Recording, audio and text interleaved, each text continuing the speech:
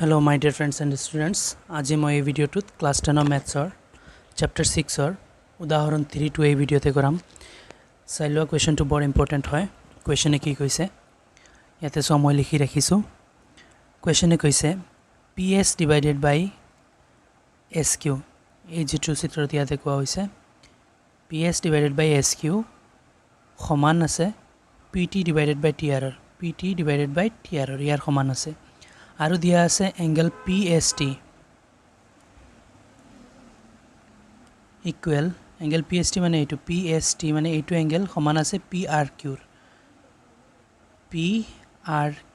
এইটো এংগলৰ সমান আছে। প্ৰমাণ কৰা যে PQR এই গোটেই ডাঙৰ ত্ৰিভুজটো এটা সমদ্বিবাহু ত্ৰিভুজ বুলি আমি প্ৰমাণ কৰিব লাগে। অৰ্থাৎ এই ডাঙৰ PQR যেটো ত্ৰিভুজ আছে ইয়াৰ যিকোনো দুটা বাহু সমান দেখুৱাই দিলে হৈ গল। এতিয়া হা মই এটা কাম কৰো এই এংগলটোক আমি আনসাৰটো কৰিবৰ কাৰণে সুবিধাৰ কাৰণে এই এংগলক মই 1 দি দিও আৰু এটুক মই 2 দি দিও আৰু এটু এংগলক মই 3 দি দিও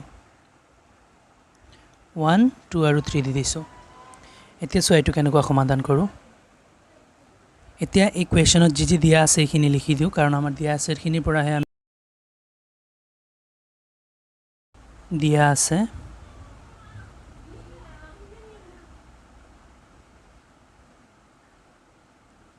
So দিয়া আছে এটো মই লিখি দিও PS divided by SQ equal আছে PT divided by TR এটো দিয়া আছে আৰু দিয়া আছে এটো আৰু এটুক মই 1 ধৰি লৈছো আৰু এটুক মই 2 দি দিছো সেই কাৰণে মই এংগল 1 আৰু 2 সমান লিখি দিও এংগল 1 equal এংগল 2। এতিয়া মই সমাধান প্ৰমাণ স্টাৰ্ট কৰো। ইয়াতে লিখি দিও প্ৰমাণ কৰিব লাগে যে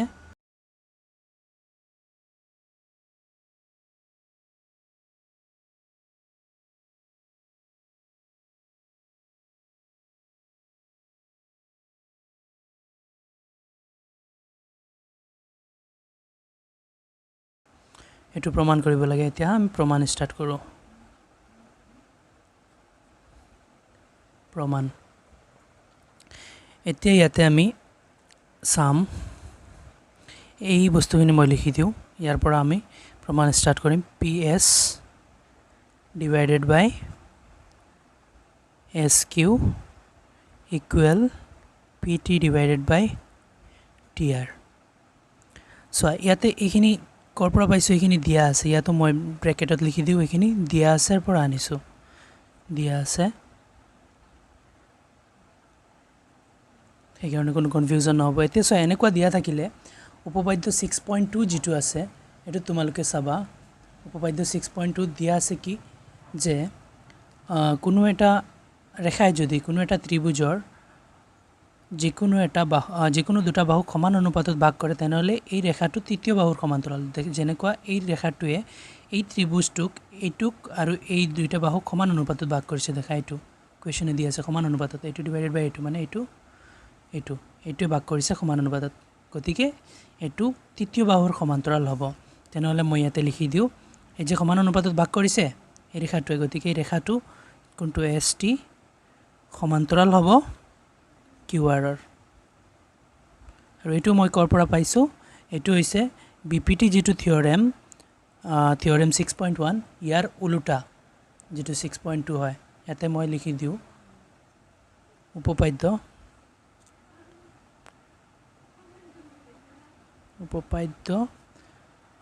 BPTৰ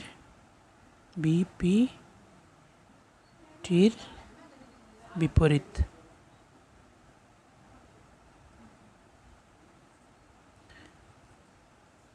এটো উপপাদ্য BPT যেটো থিওৰেম বেসিক প্ৰপাৰ্টি থিওৰেম তাৰ বিপৰীতটো। এতিয়া এটো পাইছো এটো আৰু এটো সমান্তৰাল আমি পাইছো ইয়াতে। এতিয়া সোৱা যদি কোনো এটা সমান্তৰাল বাহু কোন দুটা সমান্তৰাল বাহুক এটা তিৰ্যকে ছেদ কৰি যায় তেনেহলে ইয়াৰ একান্তৰ কোন দুটা সমান হয়। তেনেহলে ইয়াৰ পৰা আমি পাইলৈছো যে এংগল 1 আৰু এংগল 3 টো সমান। ইয়াৰ পৰা পাইছো মই এংগল 1 আৰু এংগল 3 সমান। এটা কোৱেশ্চনত দিয়া আছে যে এংগল 1 আৰু এংগল 2 সমান কাৰণ সো মই দেখুৱাই আছো তোমালোকক এটো সোৱা কুৱেশ্যনত 1 আৰু 2 কোৱা নাই মই PST ক মই 1 ধৰি লৈছোঁ PST ঠাইত মই 1 ধৰিছোঁ আৰু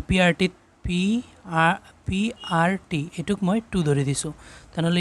এটুক 1 এটুক 2 ধৰিছোঁ তেনেহ'লে 1 আৰু 2 সমান এইটো 1 আৰু 2 সমান মানে সুবিধাৰ কাৰণে তোমালোকে ডাইৰেক্ট এনেকুৱাও লিখিব পাৰা কিন্তু কুৱেশ্যনত দিয়া আছে এই দুইটা সমান আৰু এতিয়া আমি পাইছোঁ এইটো আৰু এইটো সমান তেনেহ'লে এইটো আৰু এইটো সমান দি দিছোঁ আৰু কুৱেশ্যনত দিয়া আছে যেটো হেতু লিখো কুৱেশ্যনত দিয়া আছে এংগেল 1 আৰু এংগেল 2 সমান মানে এইটো কোণ আৰু এইটো কোণ সমান এইটো কুৱেশ্যনত দিয়া আছে এটা মই এইটো সমীকৰণ 1 দি দিও এইটো সমীকৰণ মই 2 দি দিও চাই লোৱা ভালদৰে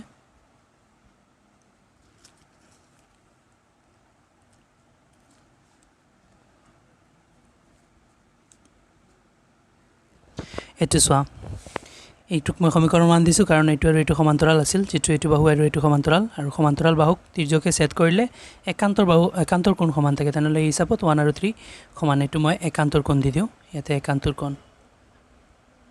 একান্তৰ কোণ হিচাপত সমান হৈ গৈছে এইটো এতিয়া আৰু এইটো হৈছে আমাৰ দিয়া আছে পৰা পাইছো এইটো কুৱেশ্যনতে দিয়া আছে এতিয়া চোৱা এটা বস্তু 1 ৰ সমান 3 আছে 1 ৰ সমান 2 আছে তেনেহ'লে 3 আৰু 2 নিজেও সমান হ'ব নহয় 3 ইকুৱেল টু 1 আছে 2 ইকুৱেল টু 1 আছে মানে হিয়ত নিজে নিজে একে ইয়াতে লিখি দিও এতেকে সমীকৰণ 1 আৰু 2 ৰ পৰা পাও এতিয়া সো ইয়াতে লিখি দিছো সমীকৰণ 1 আৰু 2 ৰ পৰা পাও সমীকৰণ 1 আৰু 2 ৰ পৰা কি পাইছো 3 আৰু 2 দুইটা সমান এংগেল 3 ইকুৱেল এংগেল 2 পাইছো কাৰণ দুইটাৰ ইকুৱেলতে একে বস্তু আছে গতিকে হিয়ত দুইটাও ইকুৱেল তেনেহ'লে এতিয়া 3 আৰু 2 যদি সমান হয় এতিয়া চিত্ৰৰ ফালে চাই লোৱা অলপ এই 3 আৰু 2 যদি সমান হয় তেনেহ'লে এই দুইটা কোণ সমান হৈছে আৰু এই দুইটা কোণ সমান হ'লে ইয়াৰ অপোজিট বাহু সমান হ'ব 3 ৰ অপোজিটত PR আছে 2 ৰ অপোজিটত PQ আছে তেনেহ'লে এই দুইটা বাহু সমান হ'ব কাৰণ আমি জানো যে আগৰ পৰা পাই আহিছো যে সমান কোণৰ বিপৰীত বাহু সমান সেই কাৰণে আমি ইয়াতে লিখি দিব পাৰিম যে এটো এংগেল 3 টো সো 3 ৰ অপোজিটত কোনটো বাহু আছে PR তেনেহ'লে মই PR লিখি দিছো ইয়াতে তেকে PR ইয়াতে PR লিখি দিও ইয়াতে PR লিখি দিছো এতিয়া এংগেল 2 ৰ অপোজিটত কোনটো বাহু আছে আমি চাই লও এংগেল 2 ৰ অপোজিটত আছে PQ তেনেহ'লে ইয়াতে মই এংগেল 2 ঠাইত PQ লিখি দিও PQ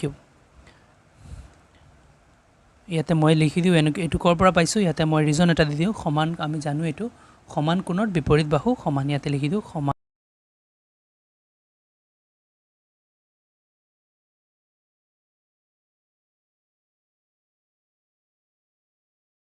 তোমালোকে লিখি দিবা ৰিজনত